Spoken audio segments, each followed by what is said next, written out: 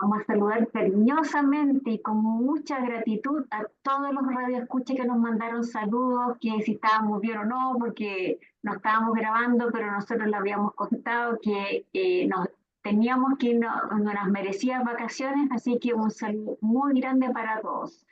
Mi nombre es Cecilia Marras, de la radio Yo Soy Digital Chile, y estoy con mi querida Trini Siles y Liliana Masobro en este nuevo capítulo que nos trae Trini muy interesante. Así que adelante, Trini, para este nuevo capítulo que nos traes. Muchas gracias, Cecilia, y bienvenidos nuevamente al año 2024. Hoy regresamos con una escritora danesa muy interesante y que fue muy conocida por su obra Out of Africa. Y hoy les traigo entonces El Gran Gesto. Llegué a gozar de cierta fama Hola como comunidad de médico la entre radio los Yo Soy aparceros de la Digital granja. Chile, mi nombre es Cecilia Marras Hasta y les queríamos comienzos pedir de mi como carrera había equipo practicado suscribirse a algunas nuestro curas canal.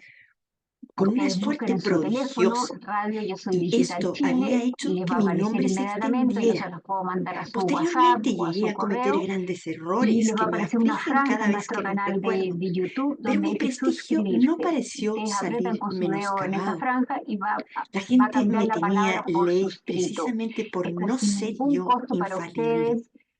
No les va a Esto es llegar a cada rato un característico entre mensaje, los al contrario, africanos en solamente les va a otras de sus avisar cuando relaciones con los emitimos el canal europeos. sin ninguna La molestia mayor para parte ustedes. de los Y días nos mis encantaría actividades se que reducían a también le llevar en digan el a sus coche a los vecinos, a sus enfermos al amigos, a sus hospital parientes de que se Nairobi o de la suscriban a misión nuestro canal. escocesa Es en el importante territorio viralizar kikuyu. este canal de Había que YouTube luchar para todas las contra la personas que nos peste. necesitan También compañía, se alegría, daban casos de literatura, viruela, y sin al mirar costo. aquellas caras Así que les jóvenes pedimos y ayuda viejas, para poder llegar mm, a más llenas gente. de Muchas agujeritos, gracias. empecé a sentir escalofríos. En cuanto a otras enfermedades como la meningitis o las fiebres tifoideas, jamás me pasó por la cabeza el más leve temor del contagio. El primer sois que tuve en la granja, Malindi, gran hombre con los caballos, llegó a morir de meningitis prácticamente en mis brazos. La mayoría de los casos que se me presentaban consistían en accidentes de importancia secundarias, huesos rotos, cortes, afecciones a la vista. La destreza que fui adquiriendo, sin embargo, se debió sobre todo a experiencias hechas con mis pacientes. A la distancia, eh, un día, perdonen, a comienzos de las grandes lluvias, Berkeley Cole, un viejo que pasó por la granja camino a Nairobi. Se trataba del jefe Masai con su séquito. Venía a pedir algún medicamento para un hijo suyo que había caído enfermo de paludismo. Los Masáis eran vecinos míos. Le di las llaves del botiquín a Camante, mi sirviente, diestro enfermero a mis órdenes. Le dije que le entregara las tabletas al padre del enfermo. Después de cenar, el viejo Masái había vuelto acompañado de algunos de sus hombres. Su hijo, una vez tomada la medicina, se había puesto malísimo, con terribles dolores de estómago. Hice despertar a Camante y le mandé que me enseñara la caja de donde había sacado la quinina. Era Lisol. Berkeley dijo, vamos para allá enseguida. Llovía. La carretera estaba intransitable. Era inútil intentar ir en coche. No quedaba sino atajar a pie por el río. Cogí el bicarbonato y el aceite que siempre usaba para los casos de envenenamiento. De pronto, Berkeley acababa de poner el pie encima de la larga columna de una formación de Siafú, las temidísimas hormigas carnívoras de África, capaces de devorar a un hombre vivo. Salen sobre todo por la noche y en la estación de lluvias. Entre los dos, entre todos los totos, le iban quitando las voraces y feroces bestezuelas entre aquellas piernas. Cuando llegamos al lugar, hallamos a Sandoa todavía con vida. Le administré el bicarbonato y el aceite, convencida de que debía arrodillarme en acción de gracias, y pude comprobar que mejoraba. Hubo mis pacientes, perdonen, durante algunos años que quedé en la granja, sabían que yo ostentaba el cargo de fermier general en el territorio. Yo me encargaba de recaudar los impuestos de mis aparceros, enviando luego a Nairobi la suma total. Allá los quillicús los oía quejarse de que se les hiciera soltar dinero para cosas que no les hacían la menor falta, tales como carreteras, ferrocarriles, alumbrado público, policía y hospitales. Era parte de la cultura. En otro momento, otro caso fue el de Cirunga, que padecía de epilepsia. Los muchachos que lo rodeaban salían de estampilla en todas direcciones. Sí, se pudo, el chiquillo se puso rígido en el ataque y comenzó a echar espuma por la boca. Yo no sabía qué hacer. El asombro de Cirunga al volver en sí y verse en mis brazos fue profundísimo. Él no se apartó de mi lado. Cuando un kikuyu caía enfermo, su gente lo sacaba al exterior en su camastro hecho de palos y pieles. Si moría dentro de la choza, ésta no podía volver a ser habitada y había que quemarla. La familia se sentaba alrededor suyo. Si el enfermo mejoraba, lo volvían a meter en la choza. Si moría, lo llevaban a la llanura. Y allí lo abandonaban para que los buitres, los chacales y los leones de las colinas lo devoraran. El gobierno prohibió y puso fin a las prácticas funerarias de los viejos tiempos. Se construyeron hospitales. En los últimos meses que pasé en la granja, habría de renunciar a mi vida en África. Tenía que regresar a Europa. Entonces vino a mi consulta un niñito de 6 o 7 años, llamado Wawerru, con graves quemaduras en ambas piernas. Los instantes que pasé asistiendo a Wawerru fueron gratos para mí. Se trataba de un muchacho endeble. El tratamiento tenía que ser cada 3 días en mi granja, con lo que las llagas se irían sanando. Una vez que dejaron de venir, Guagüerrú dejó de aparecer, se esfumó de mi existencia. Tuve que ir a buscarlo. Al bajar la ladera pude ver al propio Guagüerrú sentado en la hierba, me vio y desapareció. Salió corriendo. Tenía todavía a los muy débiles las piernas para sostenerse. Tanta ingratitud provocó en mí un violento acceso de rabia. Le di alcance. Se escabulló dentro de una choza. Entré yo. Él se echó boca abajo sin decir una palabra. Se había quitado los largos vendajes. Tenía todas las piernas untadas de arriba abajo con una espesa capa de boñiga. Esto es excremento de vacuno. No es un mal remedio. Sin embargo, no era lo que yo buscaba. En aquel momento, ver y oler aquello me produjo náuseas mortales. Me había aventurado a creer que los esfuerzos míos lograrían derrotar al destino, y ahora me daba cuenta de mi gran equivocación. Todo lo que yo emprendiera estaba destinado a fracasar. Sentí mi rostro bañado en llanto, di media vuelta y salí. Nunca hasta ahora me habían visto llorar. ¿Acaso nunca creyeron que pudiera llorar un blanco? No debía haberlo hecho. A la mañana siguiente, no lejos, se había agrupado una multitud. en mi granja. Yo los miraba en silencio y ellos en silencio también me rodeaban. Hubo un segundo en que mi mente enloquecida respondió a la situación con una pregunta incongruente. ¿Tienen intención de matarme? Las mujeres habían convenido en dar por supuesta la existencia de una intimidad y una armonía especiales entre ella y yo. Poco a poco me fui haciendo cargo de la situación.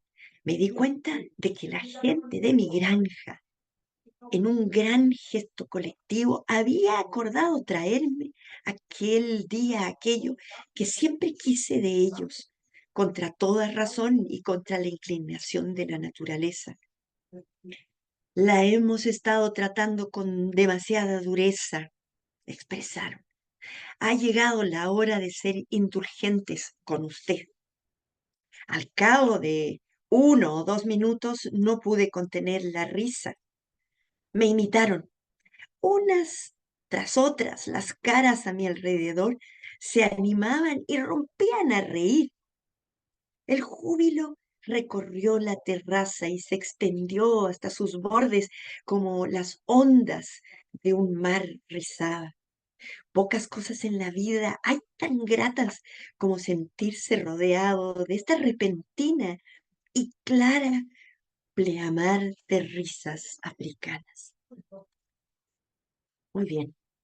Yo, la extensión de la lectura, voy a pasarle rápidamente la palabra a Vivi para su comentario. Vivi. Gracias, Trini. Realmente, bueno, buenos días a todos por la vuelta, y bienvenidos y feliz de estar otra vez juntitas, ¿no?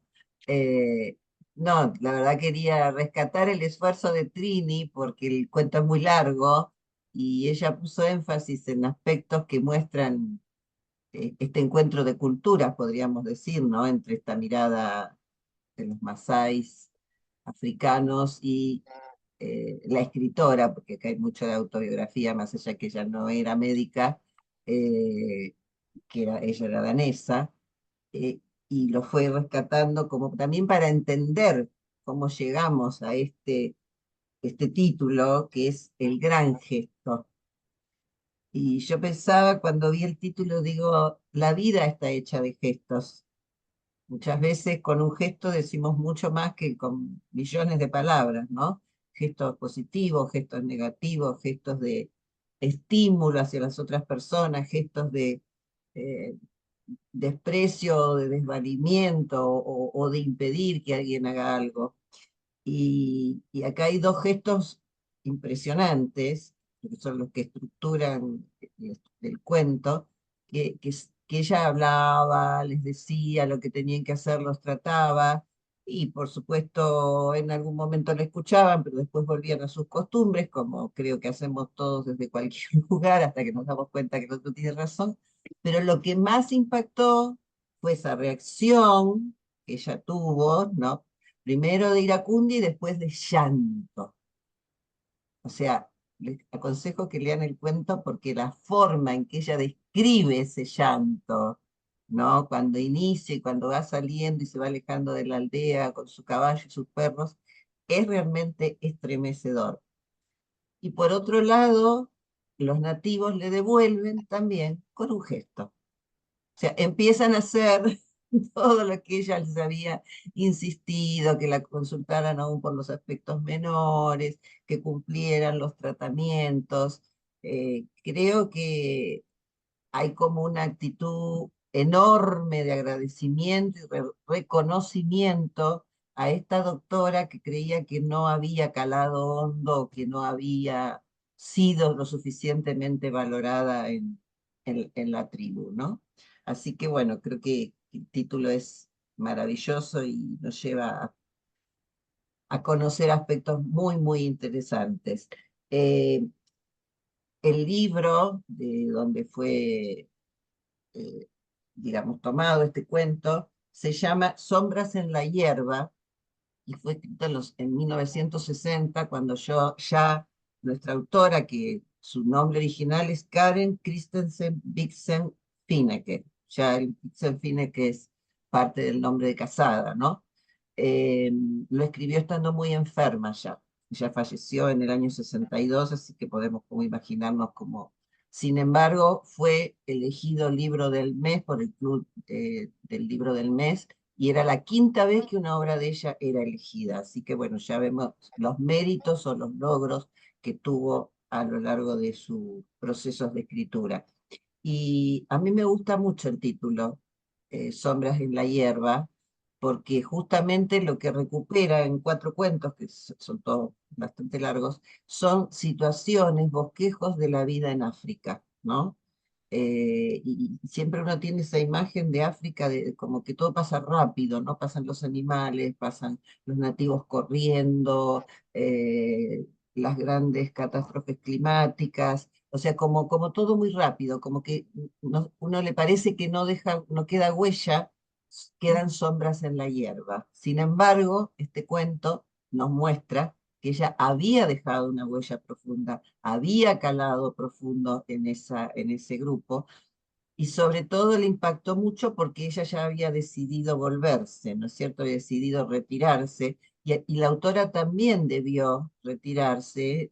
Después Trini seguramente nos contará un poquito más porque ella estaba en África y por qué tomó determinadas decisiones. Yo solo me voy a referir a cuando ella empieza a darse cuenta que tiene que volver por factores externos de carácter económico, pero también por factores propios de ella, de su salud, de su estado y de todo el esfuerzo que implicaba seguir viviendo allá. Y sobre todo, para cerrar esta primera parte, les quiero leer una frase que me pareció sensacional, porque hay mucho de antropológico en este cuento, ¿no? Como les decía antes, de miradas de culturas, y es una frase de ella que dice: los prejuicios revelan más sobre el perceptor que sobre lo percibido. O sea, qué limitaciones tiene el que percibe, ¿no?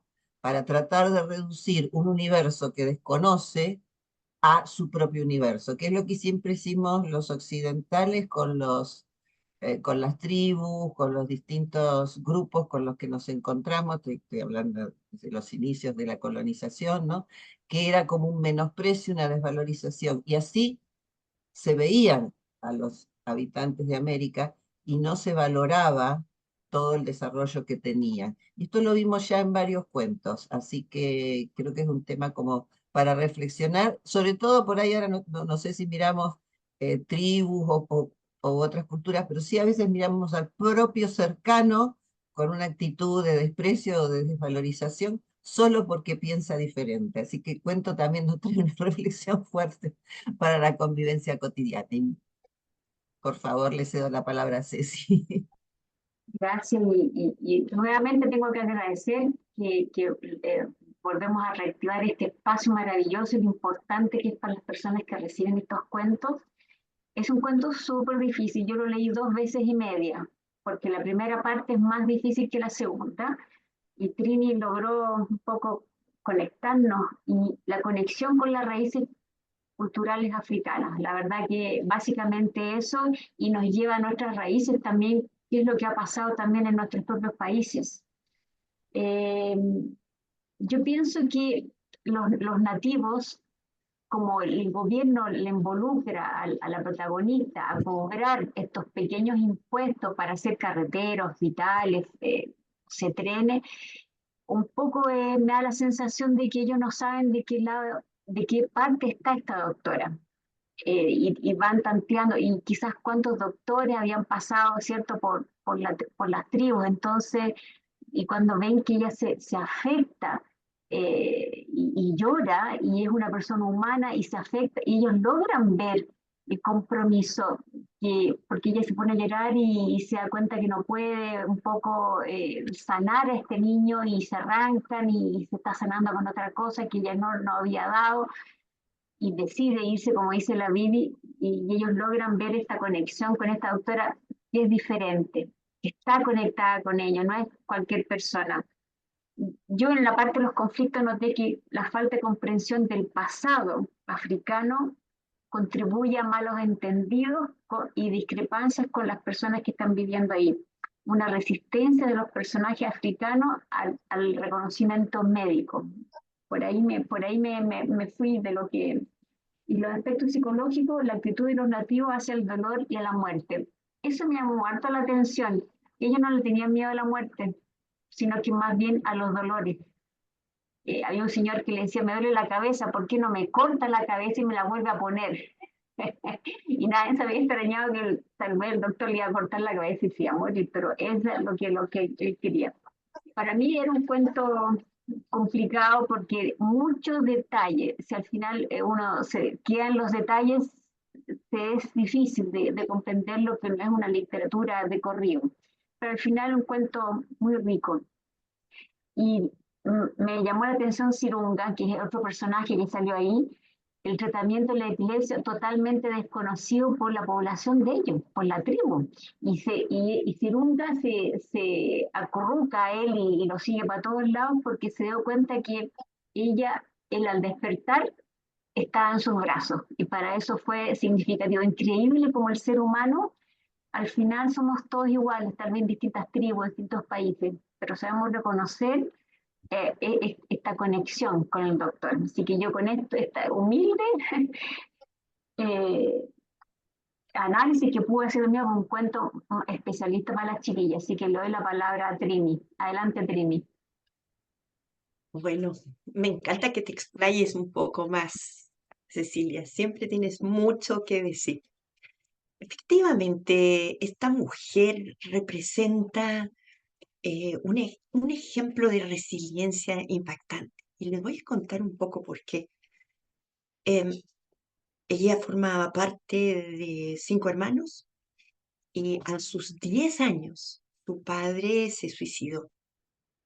Y esto impactó a la familia y afortunadamente su madre, que contaba con lazos familiares con dinero, lograron educar a estos chiquillos bajo una educación suiza. Por tanto, la formación era riquísima. El papá era militar y era parlamentario. Pero ¿de qué murió? De una sífilis. Y la sífilis estuvo presente como una sombra en esa familia y principalmente en la misma Karen Blixen o Isaac Dinesen, que es el seudónimo, y como mejor se la conoce a ella. Bueno, se casó con un primo al que amaba, que era el barón von Blixen-Finecke.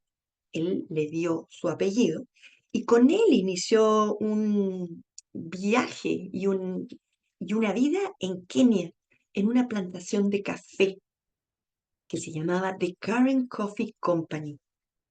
Pero el- en el primer año de vida allá, él la contagió con sífilis. Él se había contagiado de esta enfermedad años antes, porque él había vivido en África, y se lo habían contagiado mujeres nómadas y enfermas. Él, desgraciadamente, bueno, era un portador sano, sin embargo, la contagió, y esta enfermedad la acompañó toda su vida. Tampoco el matrimonio salió a flote.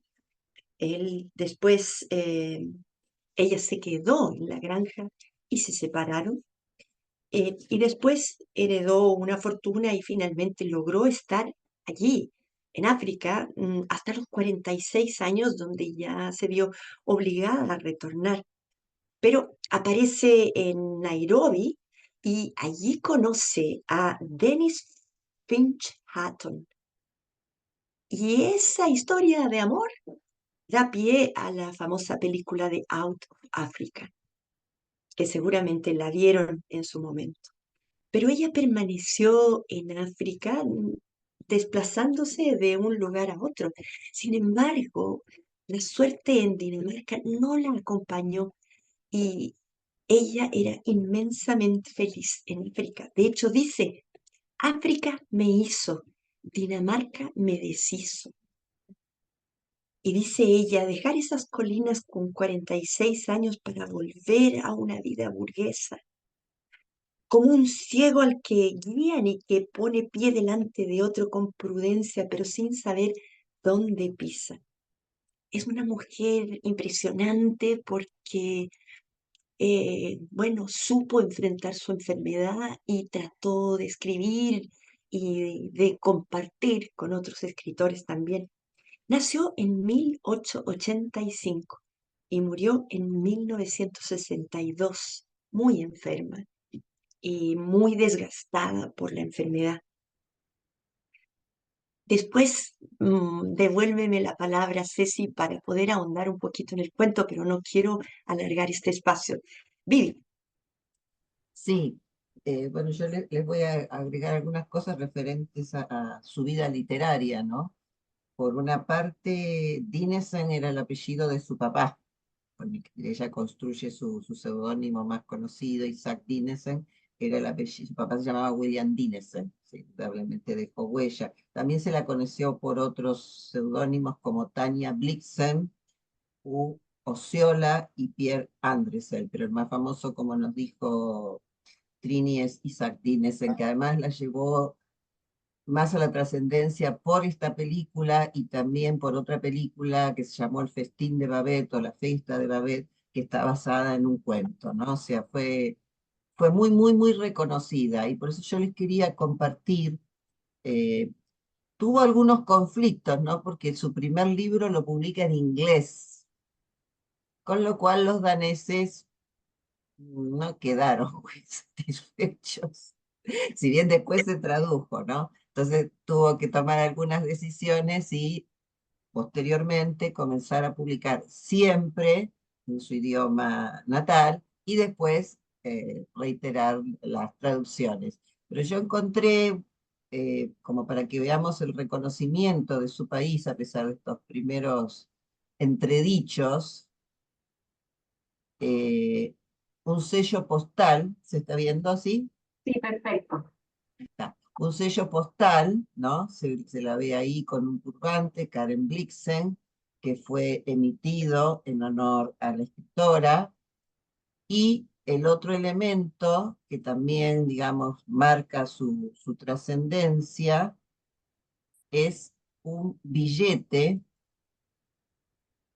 Acá la vemos con otro look más europeo, podríamos decir, pero también es un billete de 50 coronas en su época, ¿no? Que también nos la muestra y muestra, digamos, el enorme reconocimiento y trascendencia que tuvo en su propio país. Yo creo que esto es algo como, me pareció algo como para tener en cuenta, ¿no? Y generalmente las personas que aparecen en sellos postales o billetes de los países han tenido tienen un reconocimiento fuerte. Recibió muchísimos premios, fue muy desgraciada en su vida amorosa, porque también su segundo amor falleció en un accidente, con lo cual, evidentemente, esto no estaba destinada a disfrutar el amor, pero sí su inmenso amor por África.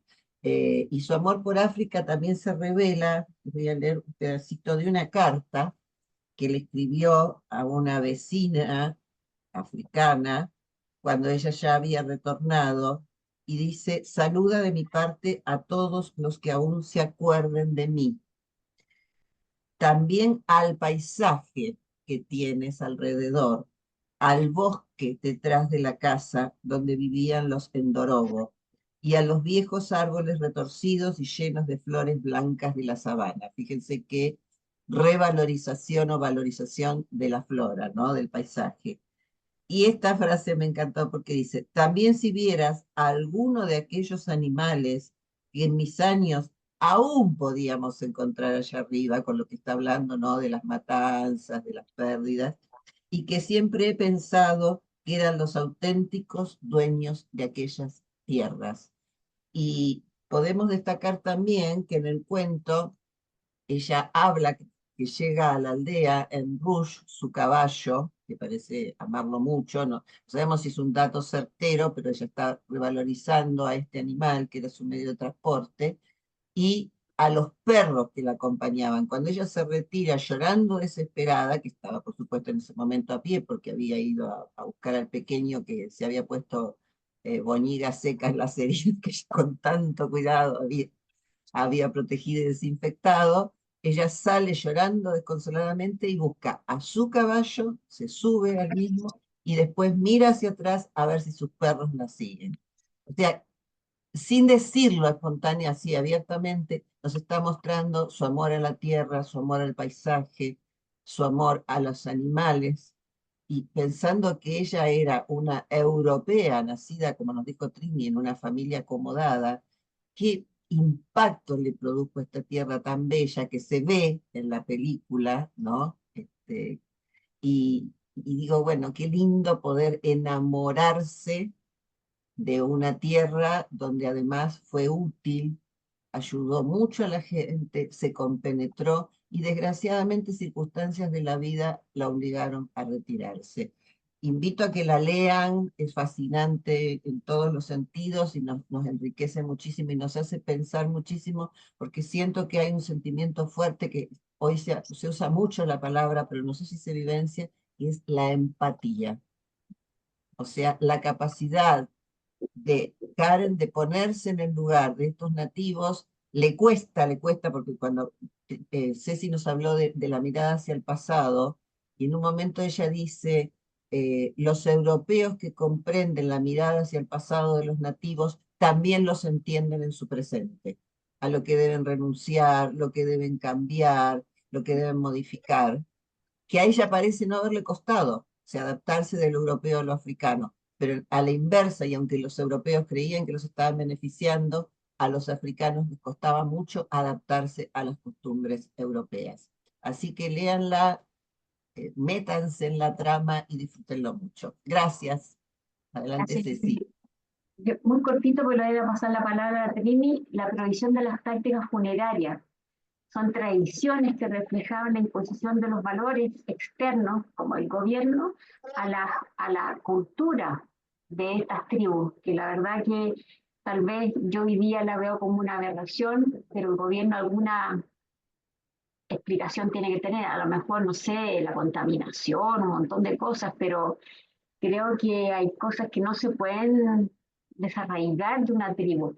Y algo muy interesante que me gustó, que a la gente le gustaba, que ella no era un ser infalible. Hoy día, en nuestras costumbres, si un doctor se equivoca, le hacemos la cruz, no volvemos más.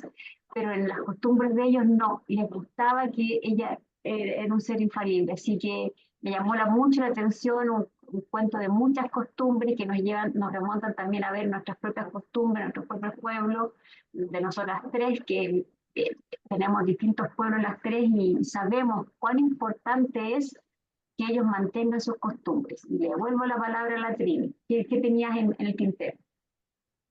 Bueno, algo del análisis de este cuento es uno más de tantos que tiene.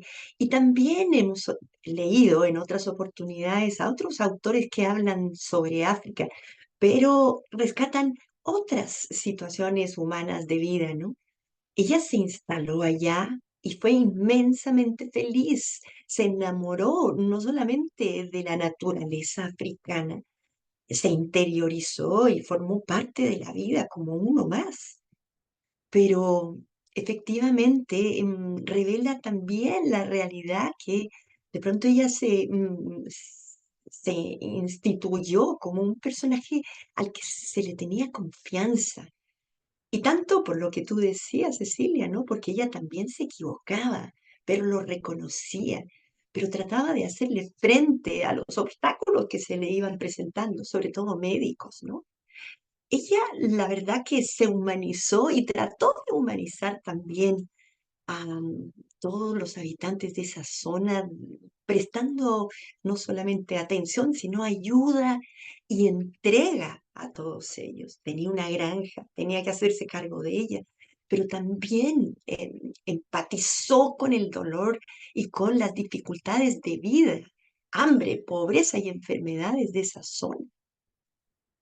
La verdad que hay varios asuntos, ¿no? De los que nos muestra en este cuento. En primer lugar, y creo que lo Vivi dio el clavo, la empatía con que trató de entender esa cultura, pero tratando, por otro lado, de complementar sus conocimientos para entregarles a los propios nativos. Se hizo querer a tal punto que los nativos la llamaban la hermana Leona, pero hay una vocación de servicio, sí, pero también de amor, de una entrega gratuita, espontánea, que suponía además exigencia para poder progresar como comunidad. Nos muestra en este cuento muchas realidades que se daban entre una cultura y la otra, ¿no? Por ejemplo, la desconfianza que tenían los propios africanos ante las novedades de progreso frente em, a sus costumbres primitivas, que muchas veces los terminaban matando. Pero es un cuento de una humanidad preciosa que finalmente la termina en el mismo cuento con, con una poesía que refleja parte de su idiosincrasia y dice así: cuenta la leyenda que un galo, viendo el fiero y fogoso valor de su pueblo, abatido en su torno por la rígida disciplina de las legiones romanas, al cielo disparó su última flecha altiva al Dios que había adorado, al Dios que lo había traicionado. Luego cayó con la frente hendida, con los huesos de los galos caídos, los campesinos alzan empalizadas en torno de sus viñas hermosas y fructíferas. Nadie tuvo tan noble enterramiento. Bueno, muchas gracias por la atención, la paciencia con que nos han escuchado. Y tal como lo dijeron nuestras compañeras, lean el cuento entero para conocer mejor el mundo que nos quiere narrar Isaac Dinesen. Les recomiendo no solamente leer Out of Africa, sino también leer y descubrir un libro que yo tengo en la mesa del velador porque amo, y es la de la fiesta de Babette. Es una novelita corta o un cuento largo precioso. Muy bien, un abrazo para todos y nos veremos la próxima semana. Gracias, Trini. Yo les quería agregar una cosa que ella descubrió, que por qué no quería ir al hospital, le costó mucho, y era porque se aburrían. No le gustaba ir al hospital, era un aburrimiento total, pero le costó que alguien se lo dijera, porque nadie se lo quería decir.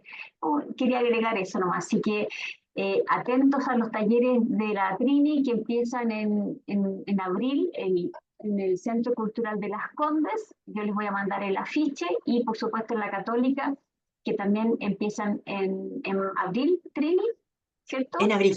En Sí. abril. Así que les vamos a mandar el afiche, estén súper atentos, el teléfono, los correos, ahí ustedes se pueden inscribir y estar en vivo, en directo con Trin también aportando en los cursos. Así que hasta la próxima semana, un abrazo muy grande y gracias por echarnos de menos. Chao, chao.